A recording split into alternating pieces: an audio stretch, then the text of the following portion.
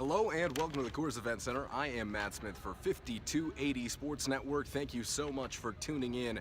Well, tonight Colorado drops a tough ball game to Utah, and they have now lost 7 in a row to the University of Utah. 86-81 tonight.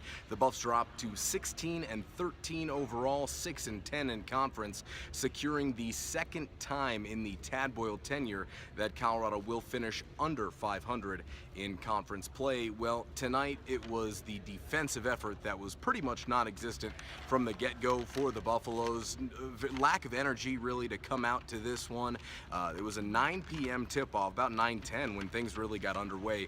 A lot of snow that thinned out the crowd certainly, but the Buffaloes just didn't bring it. A week off really to think about that loss in Eugene, where they got wiped off the floor by the Ducks, and tonight they didn't come ready to play, and it was something that I wasn't sure that I had actually seen in practice. I was hoping that I didn't, but it's starting to feel now that this team has lost some concentration, and Tad Boyle said it after the game that it was a lack of concentration, and certainly effort and energy played a factor into that. It wasn't great in the first half. It definitely picked up in the second half. I mean, they scored 52 points in the second half, but the fact of the matter is Colorado's defense just wasn't good enough tonight.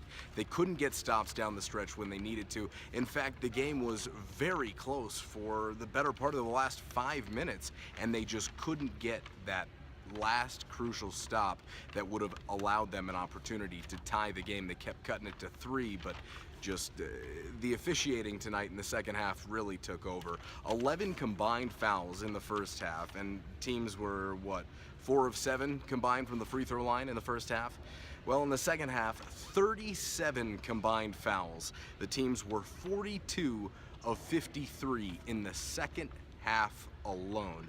The latter half of this game was dictated by the whistle, and if you can't get stops at the other end, trade buckets and trade free throws with a team that you trailed by 8 at the end of the first half, then it's not a good recipe to win a basketball game, especially if you're not getting consistent contributions from most of your team. And tonight, Colorado was led once again, and I feel like a broken record, but once again they were led by Derrick White, who was sensational.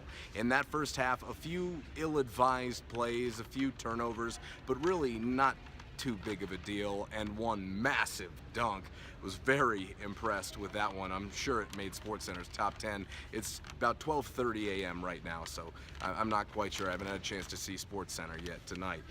Derrick White was brilliant. 31 points on 10 of 17 shooting, 6 rebounds, 5 assists, and 4 blocks. Another huge block at the end of this game, which has got to be the 3rd or 4th this season in a huge, crucial situation that he's been able to come up and make a very athletic play and get a block and actually lead a run out. But Colorado, like I said, just couldn't get the final stop. They continued to exchange buckets and exchange free throws, and Utah proved to be too much. They were disciplined tonight.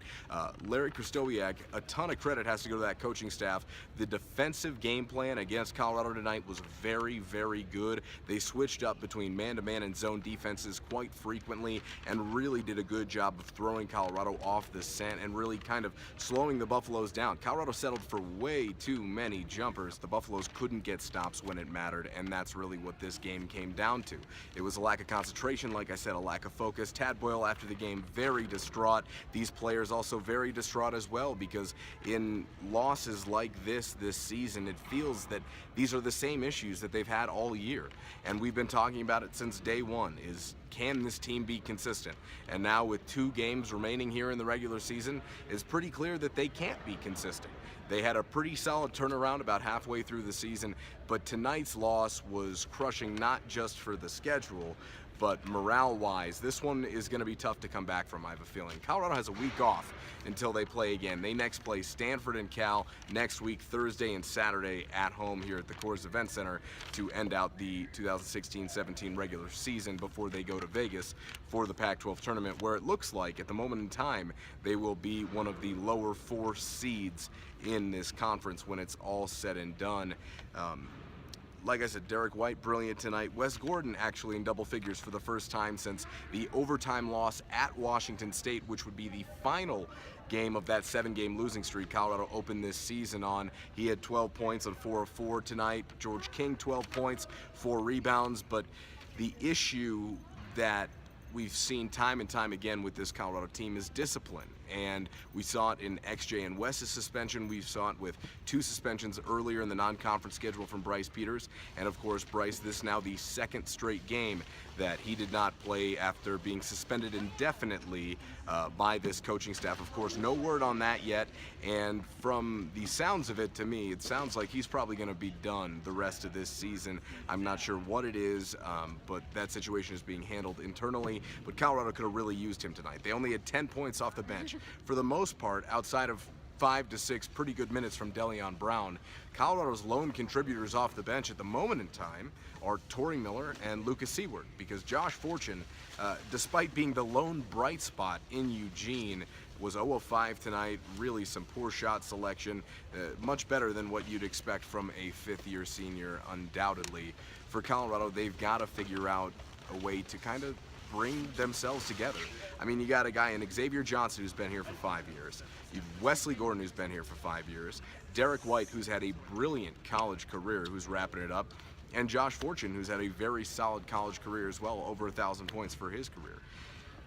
How do you want to leave your mark? How do you want to be remembered? And for Derrick White, he can certainly be remembered as a fantastic college basketball player, but more importantly for Xavier Johnson and Wesley Gordon, who have had great careers at the University of Colorado. Really good careers. XJ's top 15 all-time in scoring, and Wes is top 6, I believe, all-time in rebounds at this point. He's up there in most games played and most starts.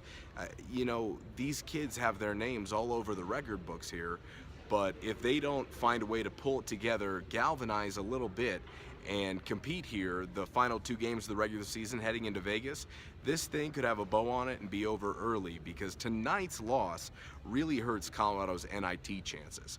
Now, it's not to say that they can't get in. I still think they would probably need to win their final 2 and at least 1 in Vegas to secure an NIT bid. But at this point, that is far from a sure thing for this Buffaloes team. Tad Boyle's comments after the game were really, I think, adequate in describing what's going on right now. He said that his level of frustration isn't even at frustrated anymore. He's angry now. It's the same things over and over again in losses that this team just doesn't seem to understand.